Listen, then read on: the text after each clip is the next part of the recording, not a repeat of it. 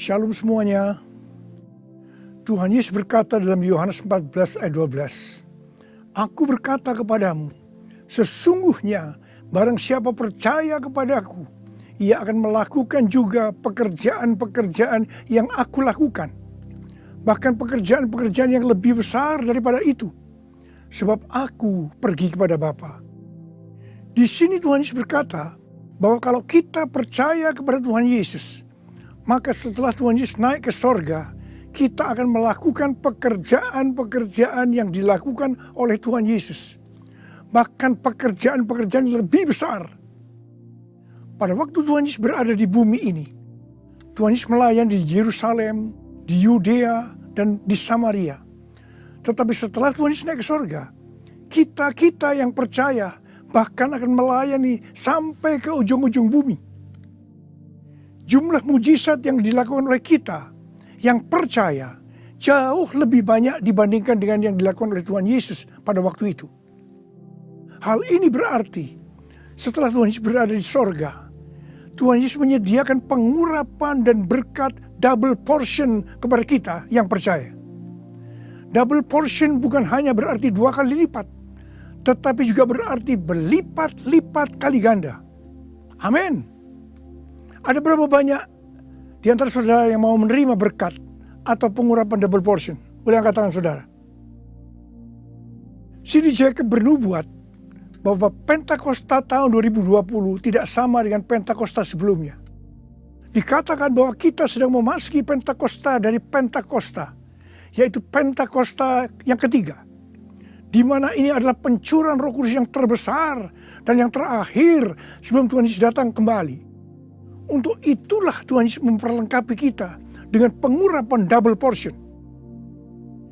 Setelah Roh Kudus dicurahkan pada waktu Pentakosta yang pertama, maka salah satu tanda yang terjadi pada waktu itu adalah perubahan paradigma dalam pelayanan.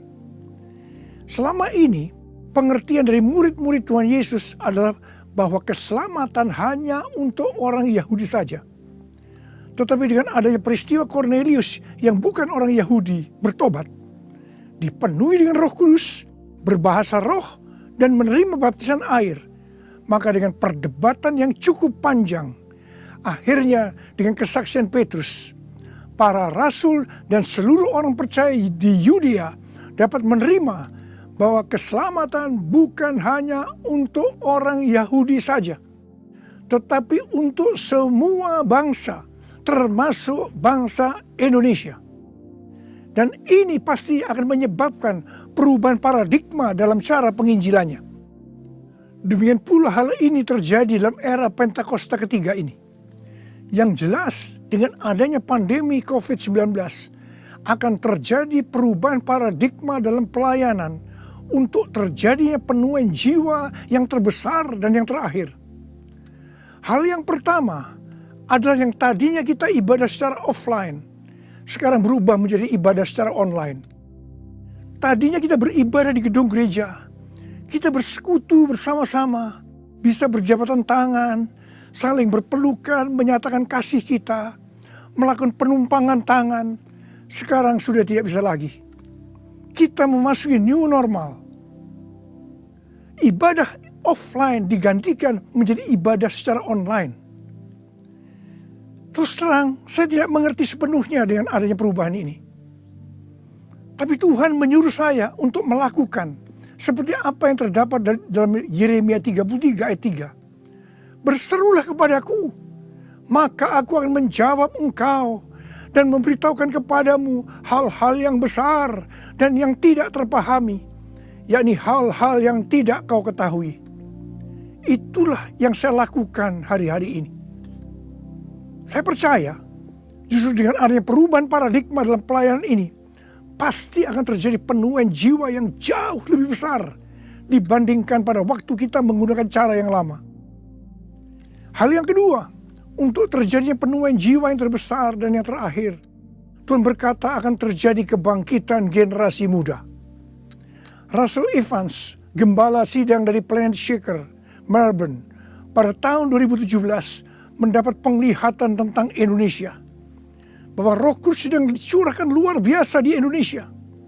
Dia melihat jutaan anak-anak muda dipenuhi dengan Roh Kudus. Mereka cinta mati-matian kepada Tuhan Yesus, tidak kompromi terhadap dosa, dan akan memenangkan banyak jiwa.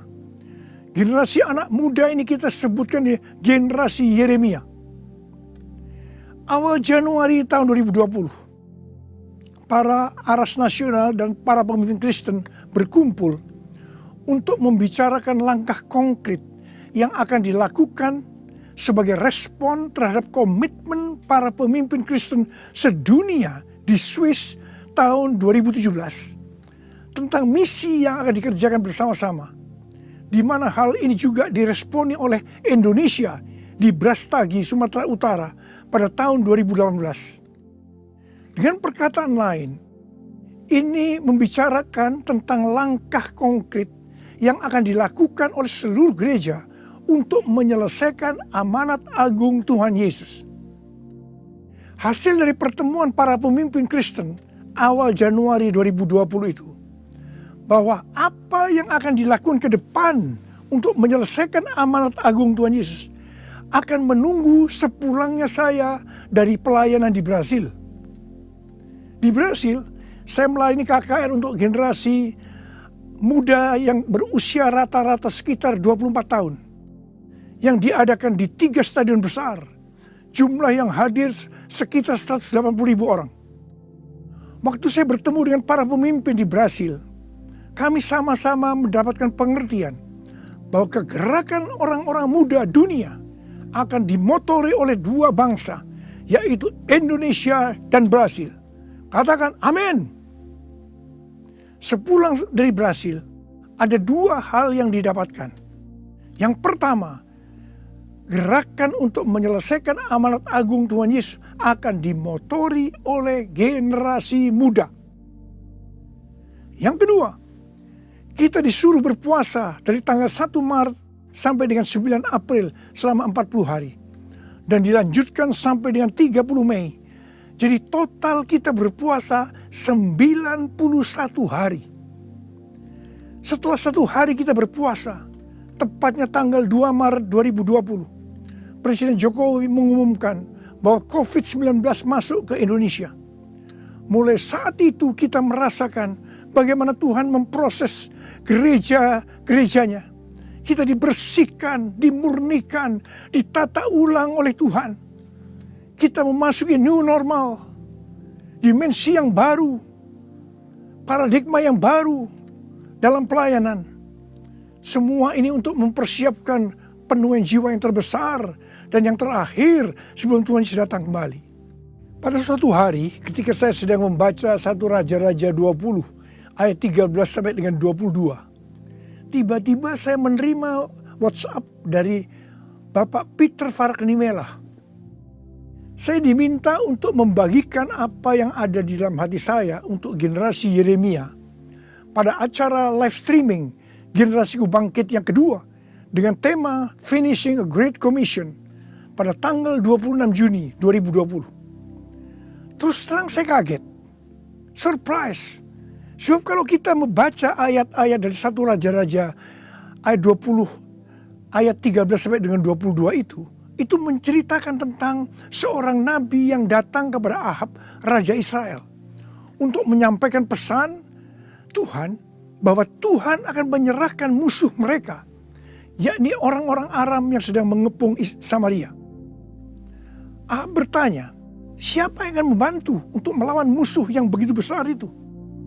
Nabi itu menjawab, orang-orang muda, pengiring kepala-kepala daerah yang jumlahnya hanya 232 dari 7.000 orang Israel. Orang-orang muda ini yang akan menyerang lebih dulu. Orang-orang muda yang jumlahnya 232 ini yang diikuti oleh para prajurit menghancurkan orang-orang Aram. Pada saat itu Tuhan berbicara kepada saya bahwa untuk ke depan ini generasi Yeremia yang harus memimpin peperangan rohani untuk penuaian jiwa yang terbesar dan yang terakhir. Ini merupakan suatu paradigma baru dalam pelayanan. Tuhan, ini aku, jadikanlah ku alatmu untuk memberitakan Injilmu. Tuhan, ini aku, jadikanlah ku hamba-Mu untuk melakukan firman-Mu. Penuhi hidupku dengan Roh-Mu, agar ku jadi saksi-Mu. Pakailah hidupku dan urapilah untuk kemuliaan nama-Mu, untuk kemuliaan nama-Mu, untuk kemuliaan nama-Mu. Menteri Agama memberikan pengarahan dalam pembukaan kembali ibadah secara offline, bahwa anak-anak, lansia, dan orang yang memiliki penyakit bawaan yang beresiko tinggi terhadap COVID-19 dilarang beribadah di gereja. Saya percaya ini bukan suatu kebetulan, tetapi Tuhan sedang berbicara harus ada pergantian generasi. Tuhan seolah-olah memaksa agar generasi lansia mendelegasikan atau menyerahkan tugas mereka kepada generasi muda. Ini merupakan perubahan paradigma dalam pelayanan. Elisa adalah nabi muda yang mewakili generasi muda yang akan dipakai Tuhan untuk tugas yang lebih besar. Pada waktu itu Elia disuruh oleh Tuhan mengurapi Elisa untuk menjadi nabi menggantikan dia. Pertama, Elia melemparkan jubahnya kepada Elisa. Ini berbicara tentang memberikan otoritas menjadi seorang nabi. Yang kedua, Elisa menjadi pelayan Elia. Elia juga menjadi bapak rohani yang mementor Elisa. Elisa sangat setia kepada nabi atasannya, sehingga Elisa dikenal sebagai yang dahulu melayani Elia. Yang ketiga, Elisa terus mengikuti Elia kemanapun dia pergi. Elia ke Gilgal, Betel, Yeriho, Sungai Yordan. Elisa terus mengikuti meskipun dilarang oleh Elia. Waktu menyeberang Sungai Yordan, Elia berkata kepada Elisa, "Mintalah apa yang hendak kulakukan kepadamu sebelum aku terangkat daripadamu." Jawab Elisa, "Biar aku mendapat 2 bagian dari roh-Mu." Elia berkata, "Yang kau minta ini adalah sukar. Tetapi jika engkau dapat melihat aku terangkat daripadamu, akan terjadilah kepadamu seperti yang demikian. Dan jika tidak, tidak akan terjadi." Ternyata Tuhan mengabulkan permintaan Elisa. Dia melihat waktu Elia diangkat. Elisa mendapat 2 bagian dari roh Elia, double portion. Arti daripada 2 bagian roh Elia atau double portion adalah, yang pertama, Elisa sebagai anak rohani yang sulung dari Elia menerima warisan 2 kali lebih banyak dibandingkan dari anak-anak rohani lainnya.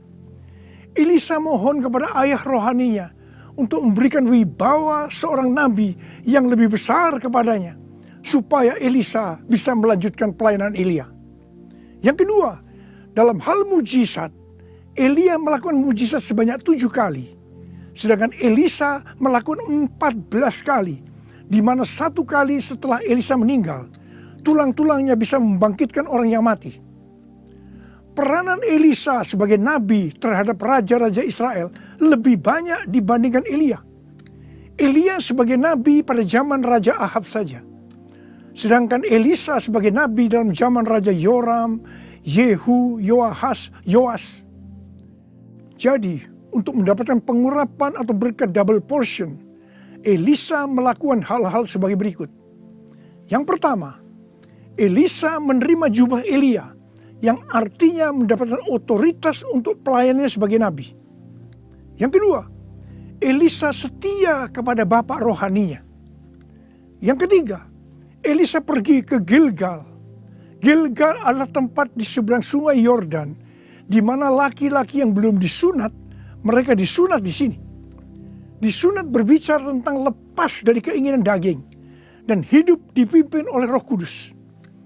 Keinginan daging adalah maut, tetapi keinginan roh adalah hidup dan damai sejahtera.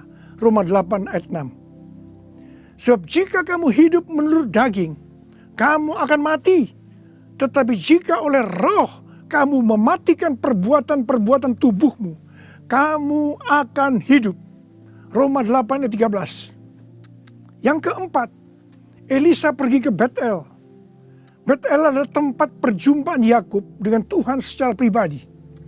Kita harus menjaga agar setiap waktu hidup kita senantiasa dipenuhi oleh hadirat-Nya, sehingga kita selalu mengalami perjumpaan dengan Tuhan secara pribadi. Yang kelima, Elisa pergi ke Yeriko. Yeriko adalah kota pertama di tanah perjanjian yang diberikan oleh Tuhan kepada bangsa Israel untuk direbut. Tembok Yeriko roboh setelah sangkakala ditiup dan orang Israel bersorak-sorai. Ini berbicara tentang kuasa dari pujian dan penyembahan. Tuhan menciptakan manusia agar manusia memuji dan menyembah Tuhan. Dalam masa pandemi COVID-19 ini, kita harus banyak memuji dan menyembah Tuhan. Meskipun ini tidak mudah, karena kita melihat keadaan-keadaan yang terjadi saat ini. Kita harus melakukan seperti apa yang Daud lakukan dalam Mazmur 103 ayat 1 dan 2. Di mana Daud berkata, "Pujilah Tuhan, hai jiwaku. Pujilah namanya yang kudus, hai segenap batinku. Pujilah Tuhan, hai jiwaku. Dan janganlah lupakan segala kebaikannya." Memang kita kadang-kadang harus memaksa jiwa kita untuk memuji Tuhan dengan selalu mengingat kebaikan Tuhan. Mungkin ada di antara saudara yang mengalami ketakutan, kebingungan, depresi, terdampak krisis ekonomi, sakit karena COVID-19. Mari kita selalu mengingat kebaikan Tuhan. Saya mau katakan sesuatu kepada saudara. Apapun yang terjadi dalam hidup saudara, apapun yang masalah saudara hadapi, saudara harus tahu satu hal, bahwa Tuhan Yesus itu baik. Dia sangat-sangat mengasihi saudara. Mengucap syukurlah dalam segala hal, enak maupun tidak enak. Sebab inilah yang dikehendaki Allah dalam Kristus Yesus bagi kita.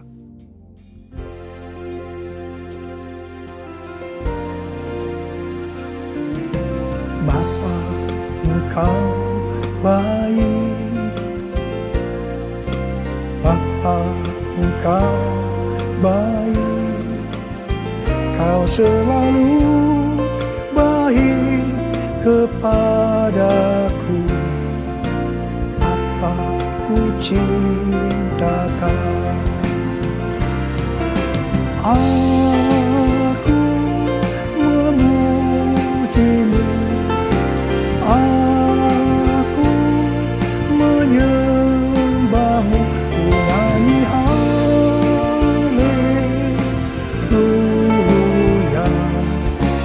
Bapa, ku cinta Kau.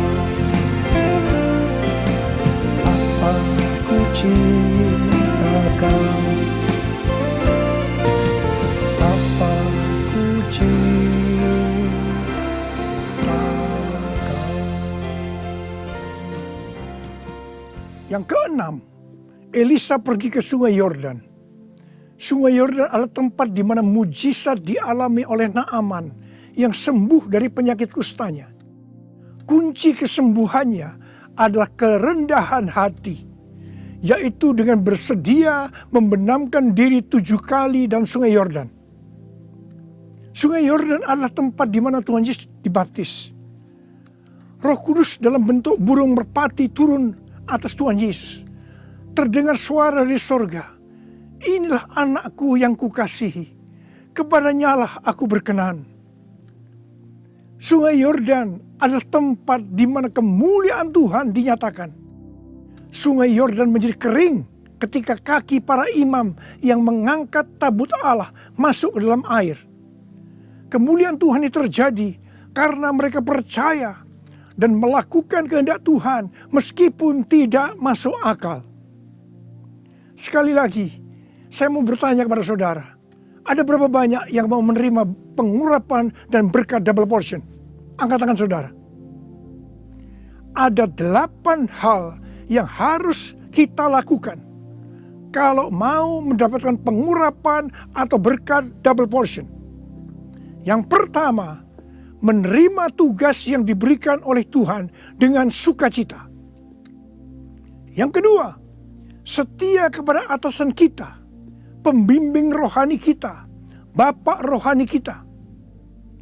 Yang ketiga, melepaskan keinginan daging dan hidup dipimpin oleh Roh Kudus. Yang keempat, usahakanlah setiap waktu kita dipenuhi dengan hadirat-Nya, agar kita senantiasa mengalami perjumpaan dengan Tuhan secara pribadi. Yang kelima, dalam segala situasi kita harus banyak berdoa, memuji dan menyembah Tuhan.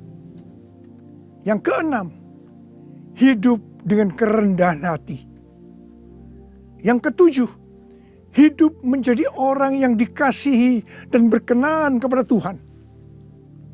Yang kedelapan, percaya akan segala perintah Tuhan meskipun tidak masuk akal.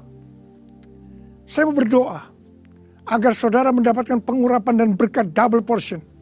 Mari angkat tangan saudara dan nyanyikan nyanyian ini bersama saya.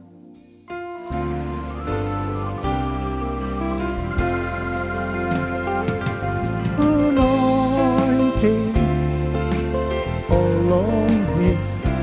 Anointing follow me. Let the power of the Holy Spirit fall on me. Anointing fall on me. Anointing fall on me. Anointing fall on me. Let the power of the Holy Spirit fall on me. Anointing fall on me. Anointing fall on me. Anointing fall on me. Angkat tangan saudara. Angkat tangan saudara. Mari kita angkat tangan saudara. Urala bala bala bala bala bala bala. Urala bala bala bala. Uria berbahasa roh. Berbahasa roh. Urala bala bala bala bala bala. Uria la la bala bala bala bala bala bala bala. Urala bala bala. Tuhan curahkan pengurapan-Mu. Pengurapan double portion. Pengurapan double portion. Berkat double portion. Terima, terima, terima, terima, terima, terima. Urala basikala la bala. Terima, terima, terima. Uria la la bala bala bala bala bala bala bala bala bala. Pakai anak-anak-Mu Tuhan menjadi alat-Mu Tuhan. Dengan pengurapan double portion, mereka akan melakukan, menyelesaikan amanat agung Tuhan Yesus. Terima, terima, terima. Urala bala bala bala. Oh, berkati anak-anak, berkati mereka semua Tuhan. Kau menyembuhkan yang sakit. Terima, terima kesembuhan, terima kesembuhan, terima, terima, terima, terima. Diberkati oleh Tuhan. Terima kasih, terima kasih, terima kasih, terima kasih. Dalam nama Yesus. Amin. Mari saudara-saudara, kita akan masuk dalam perjamuan kudus. Kita akan mengingat ayat ini. Sebab setiap kali kamu makan roti ini dan minum cawan ini, kamu memberitakan kematian Tuhan sampai Ia datang. Perjamuan kudus adalah perjamuan Tuhan Yesus sendiri. Setiap kali kita masuk dalam perjamuan kudus, Tuhan Yesus selalu berkata, biarlah ini menjadi peringatan akan aku. Karena itu mari arahkan hati saudara kepada kebaikan Tuhan. Kita akan mengingat kebaikan Tuhan.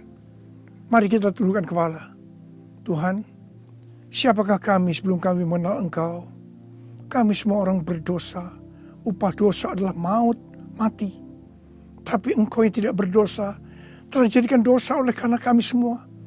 Engkau harus turun dari sorga mulia, menjelma menjadi manusia, mati ganti kami dengan penderitaan yang luar biasa. Sungguh kalau kami pikirkan Tuhan betapa baik yang Kau itu. Kau jadikan kami sebagai anak-anak-Mu. Engkau berkati, Engkau tuntun, Engkau bela, Engkau lindungi, Engkau tegur kalau kami salah. Engkau mengurapi kami, Engkau sembuhkan kami ya Tuhan. Itu Engkau ya Aba. Itu Engkau ya Aba. Tuhan akan memberkati saudara melalui perjamuan kudus. Tapi Tuhan mau kita makan dan minum dengan cara yang benar. Oleh karena itu masing-masing introspeksi. Sudah masing-masing berdoa. Lihat keadaan dirimu masing-masing. Jangan menyimpan dosa.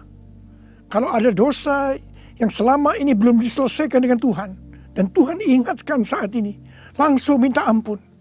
Minta ampun. Minta ampun. Ampuni saya Tuhan. Ampuni Tuhan. Ampuni ya Tuhan. Tuhan ampuni anak-anak-Mu. Ampuni mereka ya Tuhan. Ampuni. Layakkan kami untuk masuk dalam perjamuan kudus. Terima kasih Bapa. Kami akan masuk dalam perjamuan kudus dengan hati yang penuh ucapan syukur. Dalam nama Yesus yang berdoa. Amin. Sekarang mari angkat roti di tangan kanan saudara tinggi-tinggi. Sebab apa yang telah kuteruskan kepadamu telah aku terima dari Tuhan. Yaitu bahwa Tuhan Yesus pada malam waktu Ia diserahkan mengambil roti. Dan sesudah itu Ia mengucap syukur atasnya. Dia memecah-mecahkannya dan berkata, inilah tubuhku yang diserahkan bagi kamu. Perbuatlah ini menjadi peringatan akan aku. Sudah dikasih Tuhan. Bukankah roti yang kita pecah-pecahkan ini adalah persekutuan kita dengan tubuh Kristus? Mari kita makan dalam nama Yesus.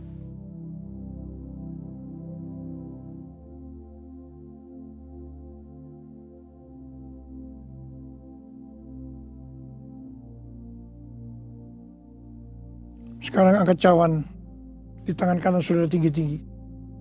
Demikian juga Ia mengambil cawan sesudah makan lalu berkata, cawan ini adalah perjanjian baru yang dibenarkan oleh darahku. Perbuatlah ini setiap kali kamu meminumnya menjadi peringatan akan aku. Sudah kasih Tuhan, bukankah cawan pengucapan syukur yang atas kita ucapkan syukur adalah persekutuan kita dengan darah Yesus? Mari kita minum dalam nama Yesus.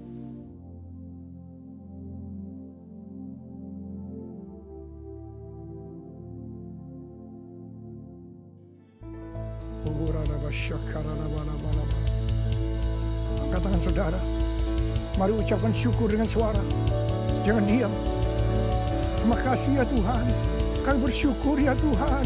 Kami bersyukur ya Tuhan. Terima kasih ya Tuhan. Terima kasih. Terima kasih ya Tuhan. Terima kasih buat kebaikan Tuhan. Terima kasih buat kebaikan Tuhan. Terima kasih ya Tuhan. Terima kasih. Terima kasih. Terima kasih. Terima kasih ya Tuhan. Terima kasih. Terima kasih Yesusku, terima kasih Yesusku. Puji syukur hanya bagi Tuhanku. Terima kasih Yesusku, terima kasih Yesusku. Puji syukur hanya bagi Tuhanku. Terima kasih Yesusku, terima kasih Yesusku. Puji syukur hanya bagi Tuhanku. Terima kasih Yesusku, terima kasih Yesusku. Puji syukur hanya bagi Tuhanku. Puji syukur hanya bagi Tuhanku. Puji syukur hanya bagi Tuhanku.